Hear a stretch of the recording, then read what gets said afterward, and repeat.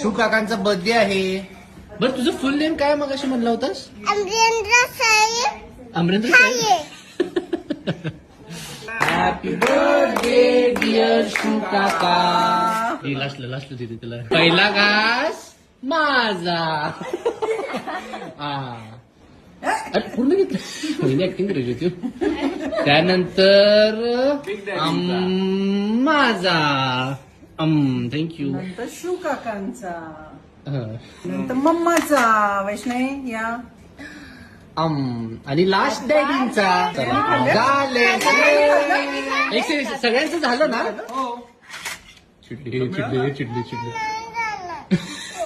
पाहिजे तुला.